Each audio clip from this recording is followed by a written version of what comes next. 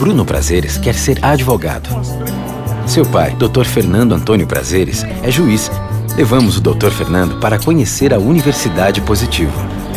Aliar a teoria à prática é o essencial para o curso de Direito. Eu acho que hoje uma das melhores bibliotecas que tem no Paraná é a da Universidade Positivo. A Universidade Positivo dá toda a estrutura necessária para que ele saia daqui como um bom profissional. Universidade Positivo. Referência para quem é referência.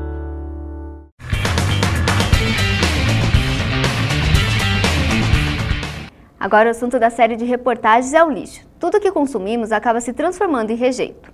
E qual o impacto ambiental do lixo produzido por 7 bilhões de pessoas? Pare para pensar no que você consome todos os dias. O suco no café da manhã, o alimento que come, tudo isso, independentemente da origem, vai parar no mesmo lugar, no lixo. E conforme o tempo passa, essa quantidade tende a aumentar. No ano passado, por exemplo, o Brasil produziu 195 mil toneladas de resíduos sólidos por dia. Para ter uma ideia, essa quantidade de lixo seria suficiente para encher mais de 10.800 containers. Com isso, em um ano houve um salto de 6,9% em relação a 2009, quando se produziu aproximadamente 183 mil toneladas diárias. No total, o país atingiu a marca de 60 milhões e 800 mil toneladas de lixo. Aqui em Curitiba existe um grande sistema para a captação do lixo. Uma das partes dele é composta pela frota de caminhões. Aqui na central coletora são 83 caminhões, uns com capacidade para 5 toneladas por viagem e outros, como esse daqui, que conseguem levar até 8 toneladas por viagem. Todos eles vão até o aterro sanitário, CGR Curitiba, que fica lá na região metropolitana, que por dia recebe 2.500 toneladas de lixo. Os problemas da grande quantidade de lixo produzido também têm relação com quanto é reciclado. Em Curitiba existe a campanha do lixo que não é lixo. Os moradores devem separar o lixo orgânico do reciclável, o que facilita na hora de recolher e destinar os dejetos de maneira correta. Apesar de necessário, não é o sistema de coleta oficial da prefeitura que faz a diferença. Os grandes responsáveis por fazer a reciclagem funcionar são os catadores, que ajudam a reciclar em todo o Brasil. Hoje, no Brasil, a gente trabalha com uma estimativa de que somos 1 milhão de pessoas trabalhando e sobrevivendo da catação. Em Curitiba, o grande volume de material que é deixado de ir para o aterro é coletado pelos catadores. Os catadores são responsáveis por 92% e a coleta oficial por 7,5%. Pensando que a consciência e a separação começam dentro de casa, como você separa o seu lixo? Tem dois tipos de lixo, né? Aquele reciclável e o lixo comum, né? Na verdade, eu separo o lixo orgânico do lixo seco. É feita a separação, né? Em casa e depois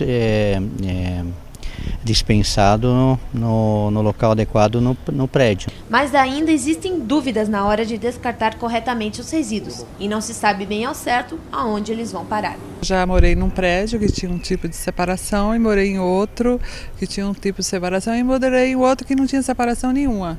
Não adiantava se separar porque eles iam botar tudo junto de novo. Eu acho que ele não passa separado. Na verdade, ele fica nos sacos diferentes, na lixeira, mas aí eu não sei como é que é feito o recolhimento. A coleta seletiva é uma maneira inteligente e interessante no descarte do lixo. Através dessas lixeiras com cores diferenciadas e também com essas indicações, você sabe onde você pode descartar o seu lixo.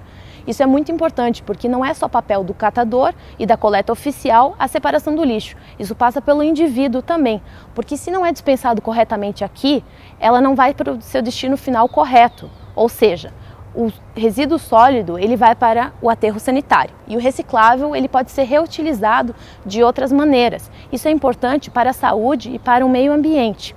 Pensando nisso, que o lixo não só faz parte da vida do cidadão comum, como também do governo, estão sendo criadas políticas públicas que incentivem a coleta seletiva. A Lei dos Resíduos Sólidos foi sancionada no final de 2010. O principal objetivo dessa política pública é acabar com os aterros sanitários até 2014. Atualmente, 43% do lixo coletado no país não tem a destinação correta. Depois que a lei foi aprovada e passou a ser obrigatória, os governos precisam tratar de maneira adequada os rejeitos produzidos. São 18 anos, quase 20 anos, tentando ter uma legislação e grupos de interesse econômico ficavam lutando, não deixavam acontecer isso. Cada um queria ver seu interesse e esquecia o interesse maior que é o da sociedade. Foi uma conquista. A gente precisa fazer sair da lei, sair do papel. O Brasil tem muita lei no papel, mas pouca realidade. Então é a noção de realidade. Levar em cada lugar, ouvir todos e dizer, olha, seus políticos, vocês que são do governo, ouçam. A sociedade tem voz e ela quer se posicionar. Já falamos de sustentabilidade, água e lixo. E agora o assunto é o uso da energia. Muita gente não sabe de onde ela vem e como ela é transmitida até nossas casas. Vivemos num mundo em que dependemos cada vez mais de energia elétrica. Qual será o impacto da energia sobre o meio ambiente? Consumir energia é quase tão comum quanto pensar. Acordamos para iniciar a rotina e a primeira atitude é acender o interruptor. Tanto a indústria quanto a população utilizam e precisam muito desse recurso. Por dia, um brasileiro gasta 2.000 kW. Apesar disso, muita gente não sabe de onde vem a energia. Você sabe de onde vem a energia elétrica? Não tenho a mínima ideia. De fio de luz. Você sabe como ela chega até a tua casa? Em vez da Copel, né? É verdade. A Companhia Paranaense de Energia, conhecida como Copel, desde 1954, é responsável pela distribuição de energia. A Copel distribui energia por 393 municípios do estado. Primeiro, a energia é gerada lá na usina elétrica. Depois ela passa pelas redes de transmissão e chega numa subestação de distribuição. Essa subestação tem capacidade de 69 kV e consegue atingir todo o bairro e distribuir energia para cerca de 50 mil habitantes. Foi lá fora, nos transformadores, que a energia foi passada de alta tensão para baixa tensão. Assim é possível que a energia chegue de maneira segura até a população. E aqui dentro a gente tem esses equipamentos que são chamados de disjuntores. Eles passam a energia até os postes e assim distribuem por todo o bairro. Por exemplo, aqui nessa subestação ela é responsável por determinado bairro.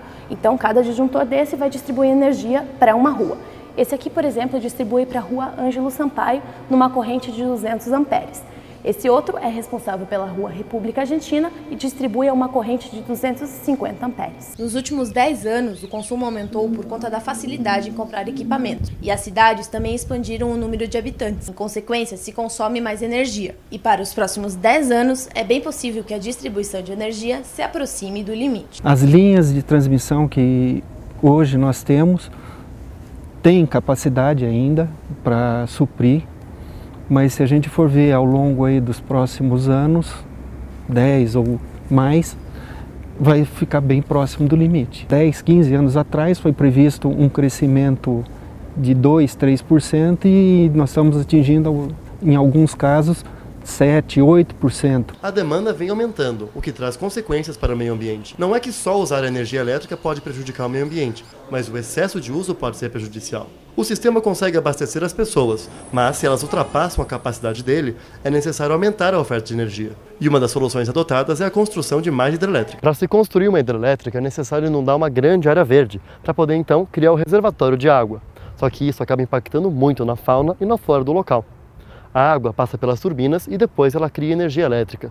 Só que daí tem um conflito, ou a gente gera energia ou impacta no meio ambiente. Como resolver isso? A resposta está lá em cima. O sol e os ventos são considerados fontes limpas para a produção de energia, porque eles não poluem o meio ambiente. Nesse quesito, o Brasil está avançado. Segundo a Conferência das Nações Unidas para Comércio e Desenvolvimento, o país está em 5º lugar no investimento em fontes de energia limpa. O governo federal estabeleceu também uma meta.